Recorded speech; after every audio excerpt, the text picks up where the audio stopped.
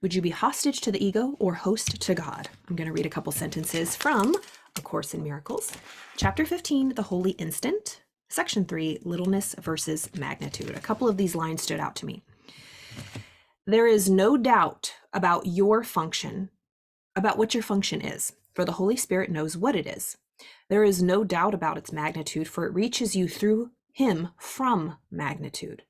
You do not have to strive for it, because you have it.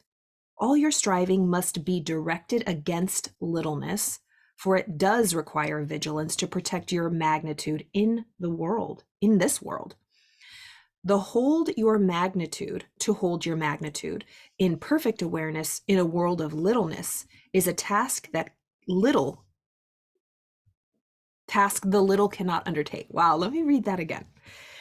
So there is no doubt about what your function is, for the Holy Spirit knows what it is. There is no doubt about its magnitude, for it reaches you through Him from magnitude. You do not have to strive for it, because you already have it. You are striving, all your striving must be directed against littleness. I love this part. Our striving must not be to be great. Our striving doesn't have to be great. We already are. All our striving must be directed against littleness, the things that drag us down. You do not have to strive. You do not have to strive for greatness, because you already have it. All your striving must be directed against littleness, for it does require vigilance to protect your magnitude in this world.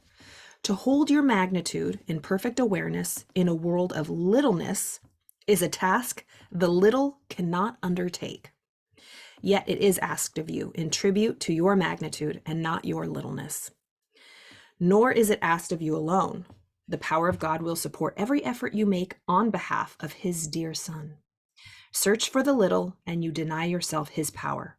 God is not willing that His Son be content with less than everything, for He is not content without His Son, and His Son cannot be content with less than His Father has given Him.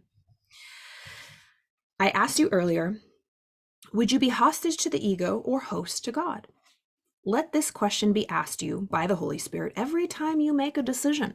Every time you make a decision, are you making the decision with the ego mind or with the mind of God? Your higher self, listening to that still small voice, the Holy Spirit, or the ego, your fears, the world. Where are you moving from? Every second we can choose what mind we're minding. So I asked you earlier, would you be hostage to the ego or host to God?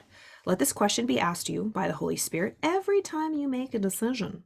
For every decision you make does answer this and invites sorrow or joy accordingly, fear or love.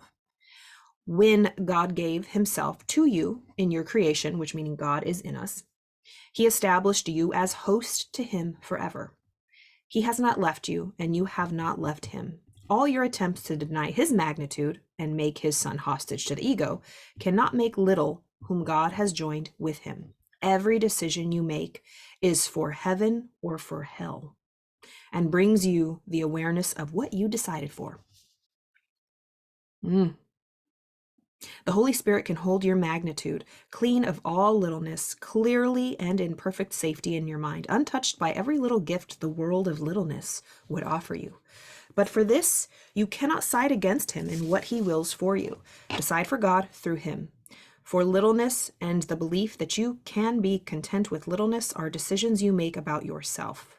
The power and glory that lie in you from God are for all who, like you, perceive themselves as little and believe that littleness can be blown up into a sense of magnitude that can content them. Neither give littleness nor accept it. All honor is due to the host of God. Your littleness deceives you. Your littleness deceives you, but your magnitude is of Him. This piece of hair is driving me insane. All honor is due the host of God. Your littleness deceives you, but your magnitude is of Him, who dwells in you and in whom you dwell. Touch no one then with littleness in the name of Christ. eternal host unto his Father. Very biblical terms. It's heavy, but these concepts are so powerful once you read them. It's just, whew, take what you like and leave the rest. I'm telling you what, this stuff is powerful. So are you host to the ego? No. Are you hostage to the ego? Well, we're really hosting the ego, let's be honest. But we really are a hostage without knowing it.